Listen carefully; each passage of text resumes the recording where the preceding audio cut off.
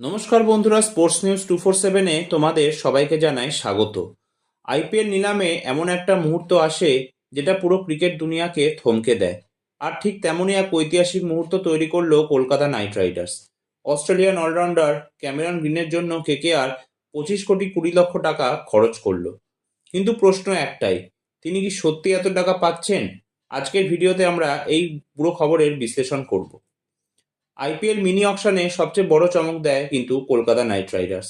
Cameron গ্রিনের base price ছিল মাত্র 2 কোটি টাকা, কিন্তু নিলাম শুরু হতেই একের পর এক দল ঝাঁপিয়ে পড়ে।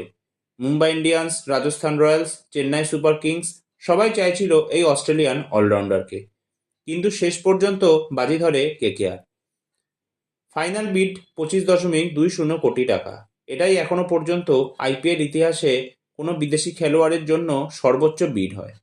এই ঘোষণার পরই সোশ্যাল মিডিয়া, ক্রিকেট বিশেষজ্ঞ আর সমর্থকদের মধ্যে তুমুল আলোচনা কিন্তু শুরু হয়ে যায়।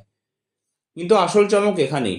এত বড় অঙ্কের বিড হলেও ক্যামেরন গ্রিন কিন্তু আসলে পুরো 25.20 কোটি টাকা পাবেন না। তিনি পাবেন মাত্র 18 কোটি টাকা। অবাক লাগছে? তবে এর পেছনে রয়েছে আইপিএল এর একটি গুরুত্বপূর্ণ নিয়ম। আইপিএল মিনি অকশনের জন্য বিসিসিআই একটা স্যালারি ক্যাপ রুল চালু করেছে। এই নিয়ম অনুযায়ী বিদেশি খেলোয়াড়ের জন্য একটা সর্বোচ্চ পারিশ্রমিক সীমা নির্ধারিত, আর সেই সীমা কিন্তু বর্তমানে 18 কোটি টাকা। অর্থাৎ নিলামে বিড যতই বড় হোক না কেন, খেলোয়াড়দের প্রাপ্য টাকা এই সীমার বেশি হবে না। তাহলে বাকি টাকা কোথায় যাবে? 25.20 কোটি আর 18 কোটির মধ্যেকার মানে 7.20 কোটি টাকা বিসিসিআই ব্যবহার করবে ক্রিকেটারদের কল্যাণমূলক প্রকল্পে। অর্থাৎ কেকেআর পুরো টাকা খরচ করলেও খেলোয়াড় পাচ্ছেন নির্ধারিত সর্বোচ্চ অঙ্ক। তবে নিয়মের মূল উদ্দেশ্য হলো ভারতীয় খেলোয়াড়দের বাজার মূল্য রক্ষা করা, মিনি অকশনে অতিরিক্ত আর্থিক বৈষম্য ঠেকানো আর দলগুলোর বাজেট ব্যবস্থাপনায় ভারসাম্য রাখা।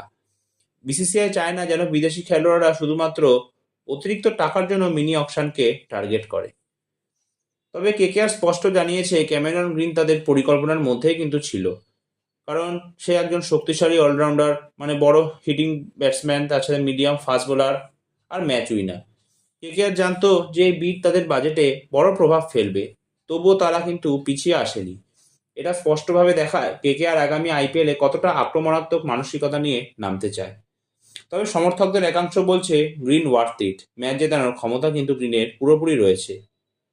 তাহলে প্রশ্ন থাকলো একটাই, কেকেআর এই 25.20 কোটির বিট কি মাস্টার স্ট্রোক নাকি বড় ঝুঁকি?